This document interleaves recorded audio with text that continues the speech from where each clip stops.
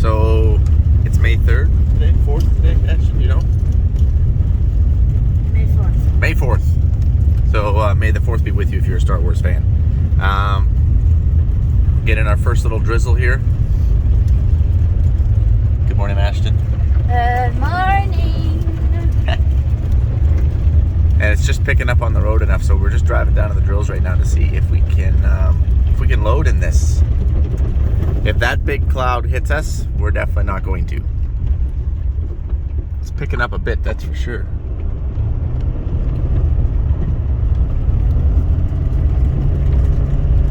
We made lunches. So Well, yeah, we made our lunch. We're ready to rock and roll. that's a good sign that it's gonna keep raining. Yeah. If you were laying in bed trying to decide whether you should get up to go to work, it wouldn't rain. But now that we're ready to go, it might. And you know what? We're super dry. We'll take the rain. I don't think we can go. Yeah, it's picking up pretty good, isn't it? I can hear it picking up. Thing is, this kind of rain really isn't amounting to anything. It's just kind of wet, damp, barely enough to get the top layer damp, I guess. You guys can hear it. That's actually, I think it's picking up more down here. Wow. See how that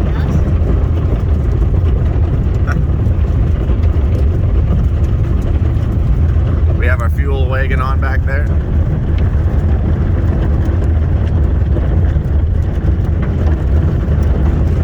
And there's our drills.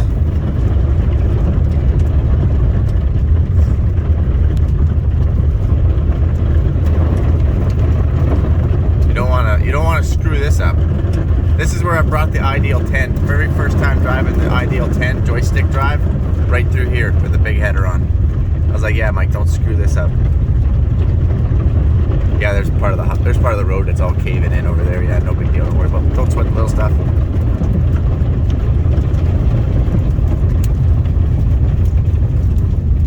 And here we are.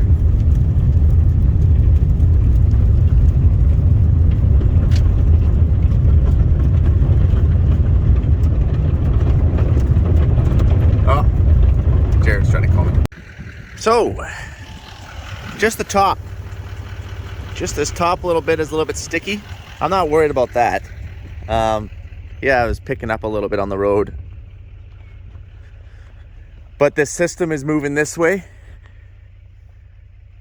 So I called for the truck and we're going to see if we can't get loaded here right away. And maybe I can get seeding. Because I'll seed in the rain.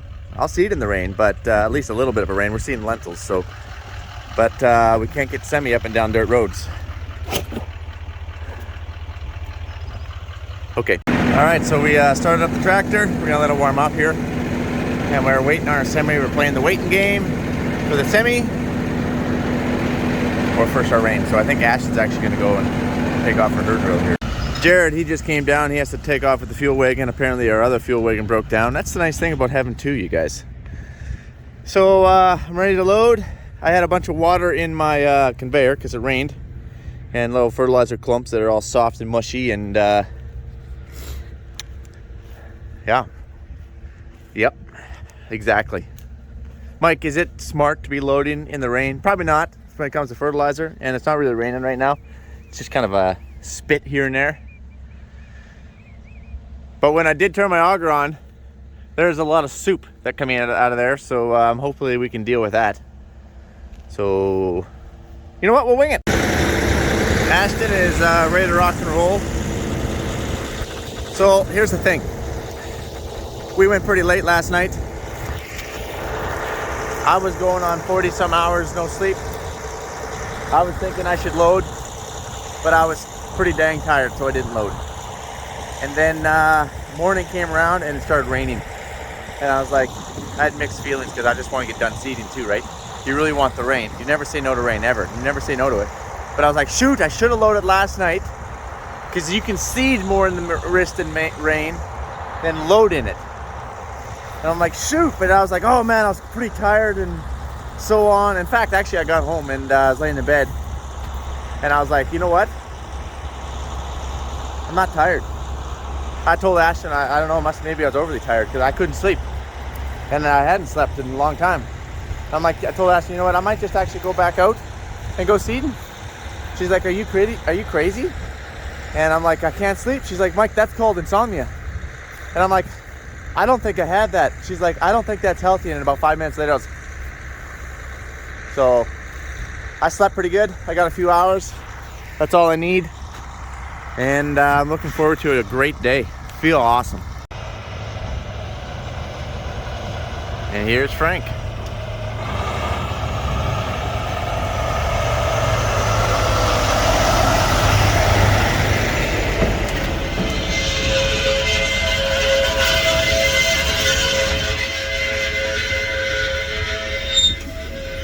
Perfect. Awesome. All right, we're loading. The conveyor's oil's a little cold and the belt's wet. We're not loading super good here right now, that's for sure. Loading at about 50% capacity, I think.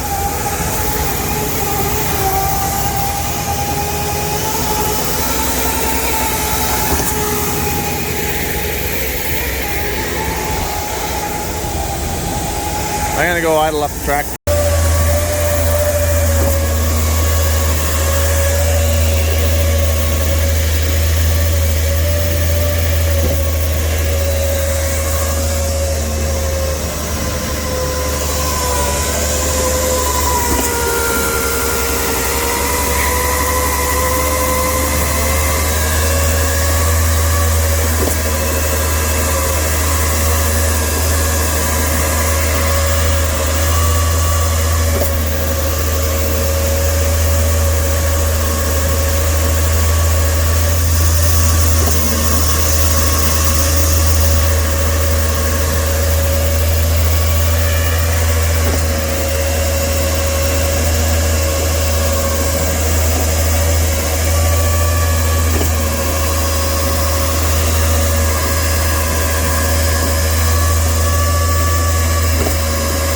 Red button means off.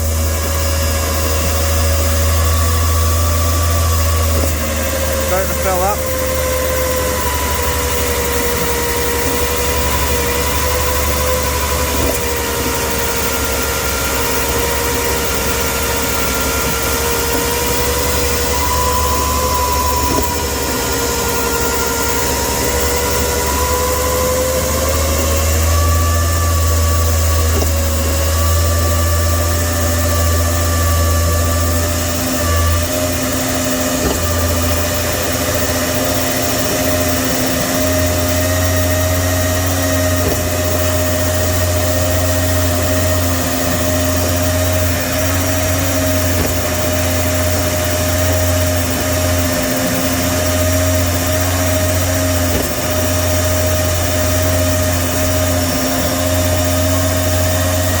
That's good.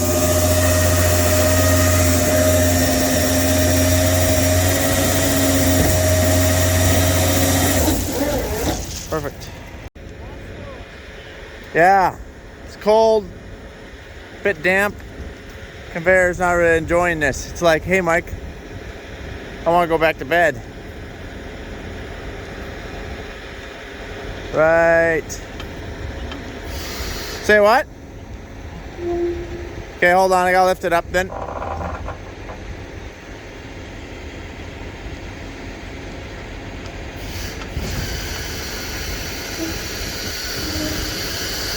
We're lowering it back down here.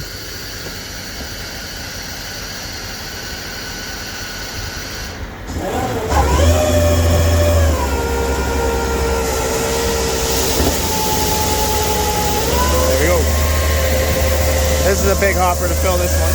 We'll be here filling for a little bit. Mike, how long does it typically take you? Well, when we're on lentils, lentils load a lot faster than fertilizer, right? Because we can take that grate off. So since we can load a lot faster, we can pretty much load this cart in, well, I don't know, 15, 20 minutes, probably, something like that.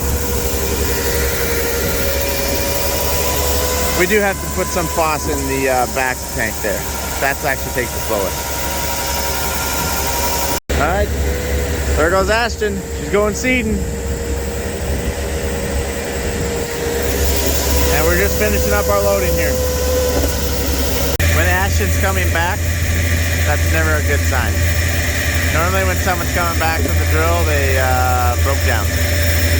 Really hoping that it didn't break down.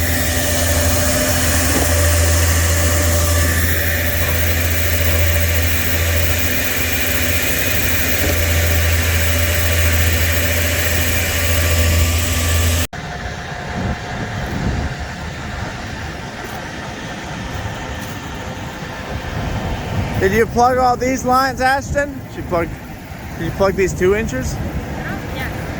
The end one. And then What's your fan speed at?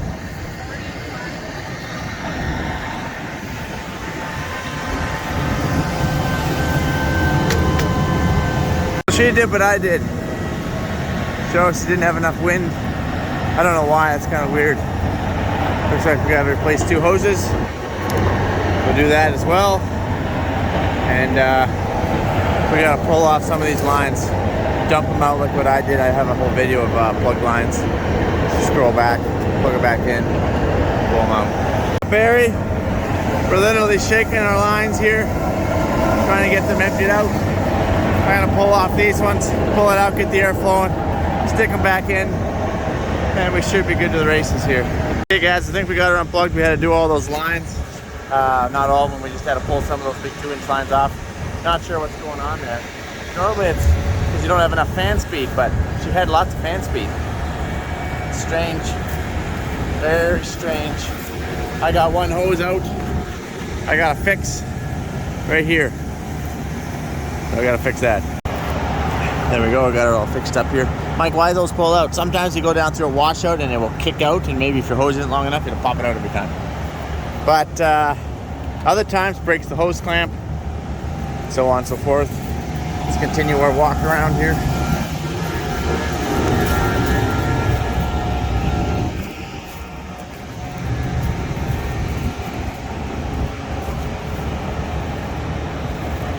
Well, make sure you see lentils. Lentils. Uh-huh. Yeah, that's what we want to see. Yeah, okay. Okay, let's go try to do some seeding. Ashtyn's gonna go up there a little ways and she's gonna stop and recheck all of her lines. Mike, don't you have sensors on those lines? We do. Yeah, we do have sensors on them. But they don't work very well, obviously. Hey guys, so we're operational here. We've just been going through the charts.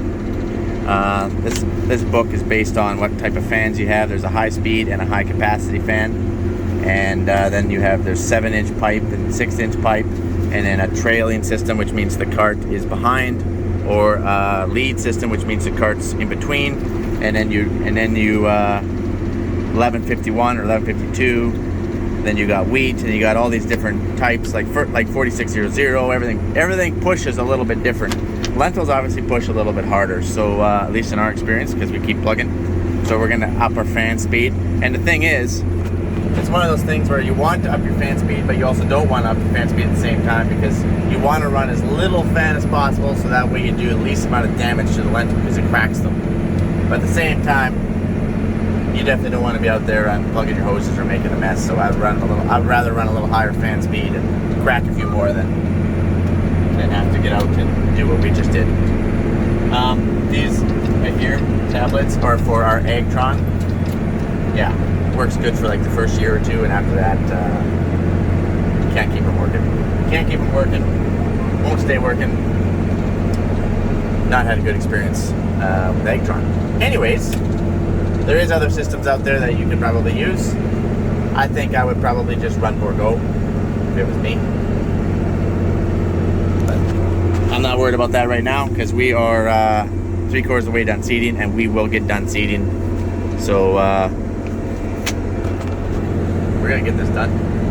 So we're gonna push a little bit more wind. See, also we're seeding at 90 pounds currently, and then when we go through a low spot, we jump up to 120. Just on the seed, never mind the fertilizer. Fertilizer will keep the same. And so you have to account for that in your charts. But at the same time, you don't want to be running enough fan to push out 120 pounds of seed all day long. So, but you also, it's not very convenient to quickly jump a page. So you jump a page, you grab this, and you start upping your fan speed. And it takes a little bit. It's a little bit delayed. It's up your fan speed, and then you hit your 120, and then you hit your back to your 90, and then you go back in here and then start dropping your fan speed again. That's a big pain in the you-know-what. And that's another reason why I don't like VR, variable rate. So we've done variable rate seeding for a couple years, actually. I've never made money with it yet. I'm sure some people do. Our land obviously just isn't inconsistent enough. Anyways, won't even go into that. Variable rate seeding is like a whole other video. But you have to run quite a bit of fan speed.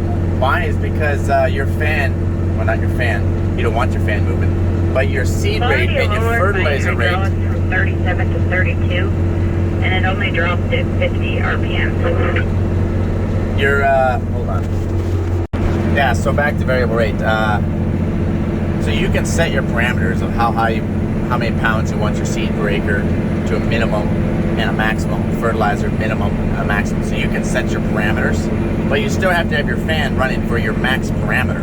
It'd be kind of redundant if you had your fan running for minimum parameter.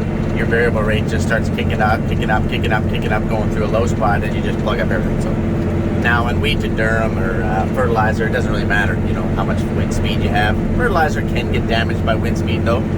But nothing like chickpeas and lentils, quite susceptible to wind damage, breakage.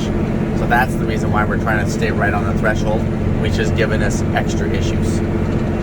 Also, another thing that takes into account is how wet your lentils are.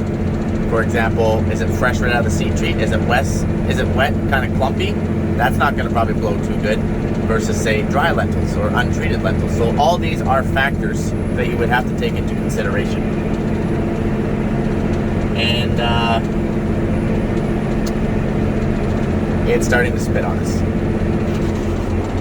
It's going to be a great day.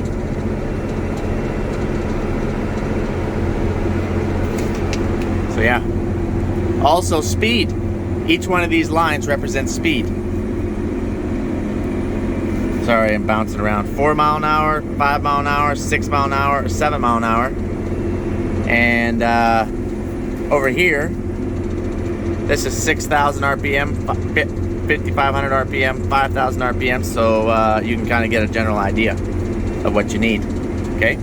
Keep in mind that most fans are only capable of putting out like that 55, 6,000 max.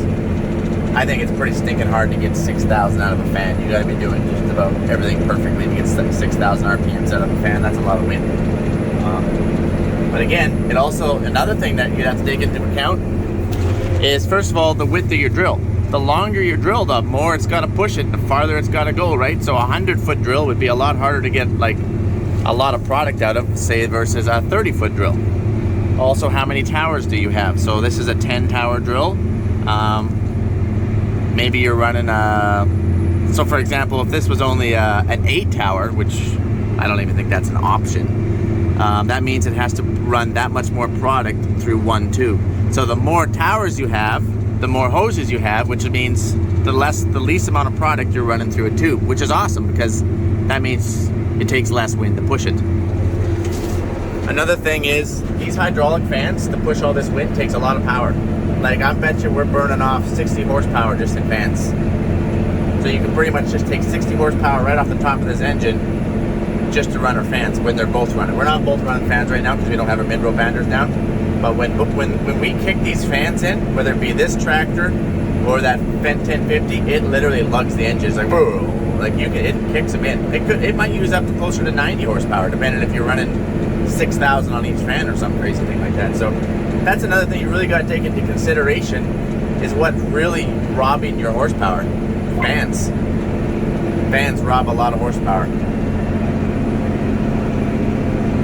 So it kind of sucks when you almost have to take 100 horsepower out the top of the engine just to run all your hydraulics. It's not just your fans that you're running. That's another thing you got to consider.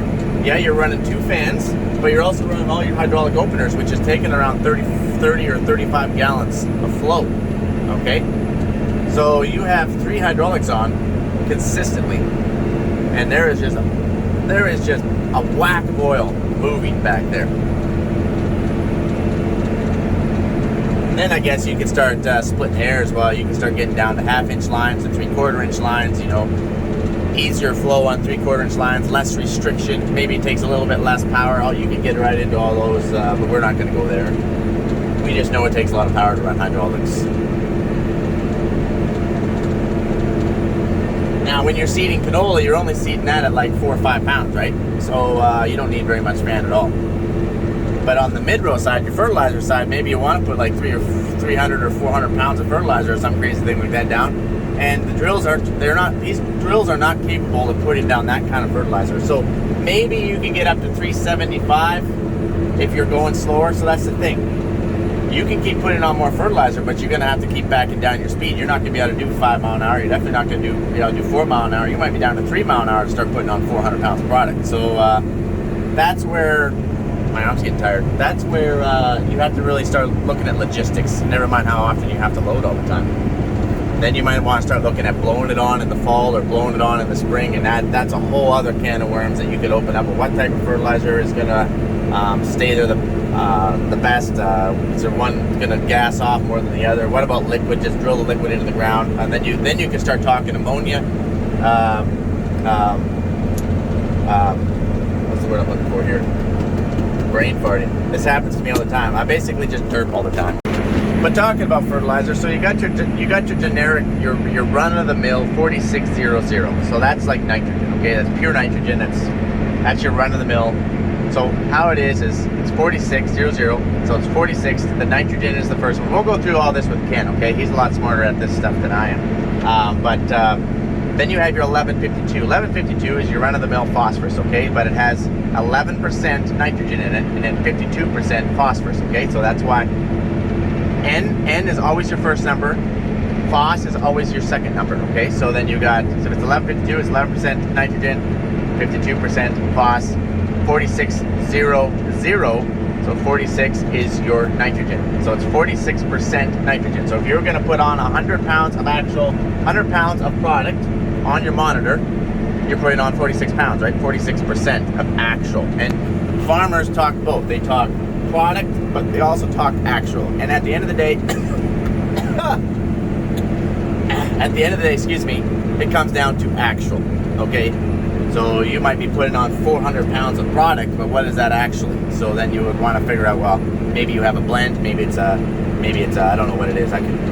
Maybe it's 39, 11, blah, blah, blah, number, whatever it might be. Every farmer has their own blend. You can custom make blends all day long, okay? You custom make blends maybe according to your soil health. Maybe you did your soil sampling and you need a little bit of this or a little bit of that. You can custom make those blends. So, but anyway, where I'm going with this is you can get fertilizer in liquid form. Most of you guys already know that. The liquid form of nitrogen is called 2800. Okay? Again, first number is nitrogen. So you have to put more liquid on to get the same amount of actual pounds, right? Because it's 46% on the dry, and it's only 28% in the liquid form. So you're putting down nearly 75% of garbage stuff. Like these fertilizer companies, they're allowed to like put stuff in there to kind of get rid of stuff. You're putting down metals, iron, different sorts of things. So you have to use a lot more of that product, and that's a whole other can of worms. That's a whole other topic about, well, what do we actually put it in our ground, okay? And then there is, what is the other one? What's the other one? Anhydrous ammonia. Okay, so that's another whole conversation in itself, anhydrous ammonia. Anhydrous ammonia, you know, if you're not careful with it, it will kill you. I've never used anhydrous ammonia. Probably a good thing, or I'd probably be dead by now. Anhydrous ammonia, I do believe, is quite heavy.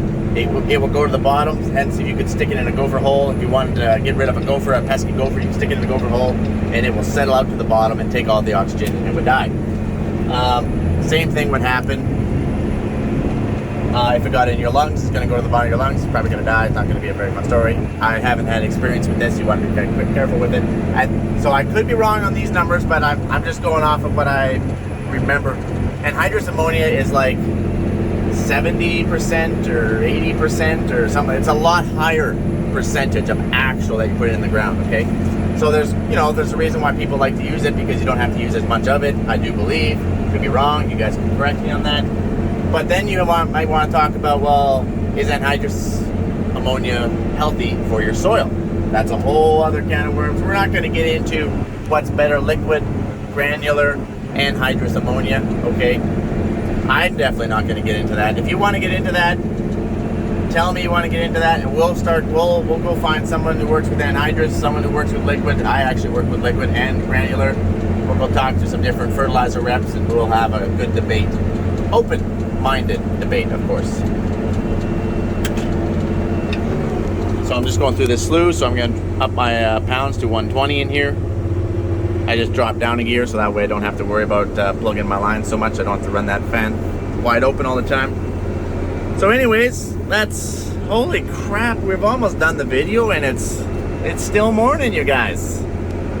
So then we could start talking like different products that are more biodegradable.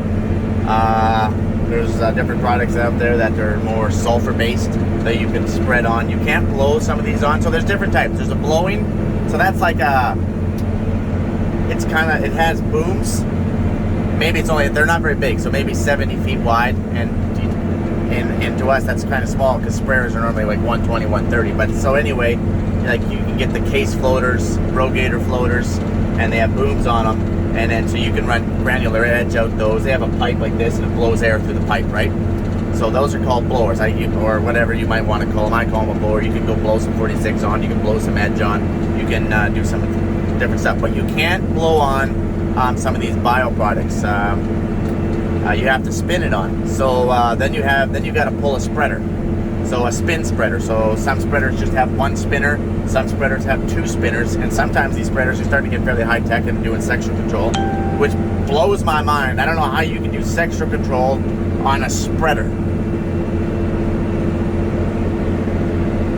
Probably gonna have to try one. So anyway, there's different sulfur-based fertilizers that you can throw in a spreader, and you can blow it all on, and then that will last you up to X amount of years, depending on like maybe 4 or 5 years, depending on how many pounds you put on. So then you can take the sulfur out of your blend. Well, why would you want to take the sulfur out of your blend? Sulfur typically doesn't store well. Out of all the products, your nitrogen, your phosphorus, your potash, and your sulfur, sulfur typically stores the worst. At least in my experience. I don't really like how nitrogen stores either, but anyways, so you can just get rid of that, throw all that on, and you can take it right out of your blend, or at least they claim. I haven't used it. I've been looking to try some different things like that, but I haven't been sold on it yet. There's so many different things you can do, you guys. Like, there isn't, I don't know, any right way or wrong way of doing it. It really comes down to, what do you need for your farm? What does your farm need for logistics? Can you just put it all down with the seed? Because in my opinion, put it all with the seed, whether it be mid-row banders, side shank, that's a whole other thing. So Borgo's had mid-row banders, which puts the majority of the nitrogen sulfur in between the rows. So we have 12-inch spacing, so it sticks the fertilizer in between the rows, okay? But then Seed Hawks, Seed Masters, different types of Saskatchewan made drills have the side bands. So you have your seed shank here, and then right beside on a bit of an angle, you have maybe back a little bit, you have your side band. So it's kicking all the fertilizer off to the side with a dual shank setup. Pros and cons to them both, obviously. I haven't run one of those. Well, we did run case drills back in the day, but did not have that second shank. I can't feel my arm anymore. Oops, sorry, I said it. So anyway, like if you're gonna run a two shank setup like that, typically from the little bit that I know about it, your trash clearance isn't too good. You know, you got two shanks going along there versus say just the one shank and the mid-row bander slicing it up front. These would be the best in trash clearance. Are they the best when it comes to putting down your fertilizer? I think the jury's out. If you're gonna talk to a Borgo guy, they're gonna be like, obviously this is the best. You're gonna talk to a Seed Hawk guy, he's like, obviously this is the best. You're gonna talk to a Seed Master guy, wow, all those other ones are junk, this is going to be the best. So at the end of the day, I don't know if you're ever going to find the right answer. Borgo, they do all their own studies, but I can guarantee you that's going to be biased. Seed Master, Seed Hawk, Batterstad, I'm sure, well, Batterstad bought Seed Hawk. I'm sure they do all their own studies and they're going to be biased. So anyways, Yes, great question. The province of Saskatchewan, and I think the federal government does do trials, but they're quite, I think they're kind of behind from the little bit that I know. Ken is going to be the guy that we're going to want to talk to. I keep referring to that guy. If you don't know who Ken is, scroll back to my soil sampling video. I only put one out. The reason why I only put one out is because Telus and I couldn't come to agreements on the footage for the second one, so I just chose not to put it out. But the second one is up on my Patreon account, so you guys can check it out there. If you're new to Patreon, just scroll all the way down. You're gonna have to go a lot of videos, but that second soil sampling part 2 is in Patreon. Now, Ken has worked in the research station doing these types of trials and different trials like them for, well, 30 years, so he's very experienced. He's going to be the guy we're going to talk to if the federal government is behind, but I can pretty much guarantee you that if there's a government involved, they're behind. So I'm going to let you guys go. It's starting to drizzle on us some more. This video is, I did not plan on talking about fertilizer and rates and all the different types of applications, but it would be a really cool video to do in the future. Maybe try and break down what is the better one. And you know what? Like I said, it really does come down to your logistics on your farm. What's going to work for you? Do you have the manpower to put it all down with the seed? If you're short, guys, maybe you should just blow it on. Just get it done, so that way you can pretty much just load up with seed, put a little starter fert in it, and get going. You know, there's all these different. Really, it just comes down to your farm, your operation, and I really don't think there's a right or wrong way of doing it. All the professionals out there, they're going to tell you there's a right or wrong way. If they can sell you something, they guarantee you there's going to be a right or wrong way. So, and everybody always promises the moon. You know, they're always like, you know, if you do this, pretty much guaranteed to see a bushel or 2 yield response. But if you do this, guaranteed you're probably going to see a better yield response. But if you take the next level higher, guaranteed, they never say guaranteed. There's stats, research has shown us to see a 5 to 7 yield gain. There's always something. Everybody, if we did everything that everybody told us to do, I don't know why we're still growing 40s and 50 bushel crops. We should be in the 140 and 50 bushel crops. Everybody always promises a yield gain. But yet, when you want to get right down to it, you're like, will you guarantee me yield gain? They're like, absolutely not. So if I use your product and it doesn't work, I don't see a yield gain. Well, you got to use it for multiple years. Of course they're going to say that. They're selling it. You got to use it for multiple years, Mike. And after 4 or 5 years, you're definitely going to see some yield gain. What a load of crap.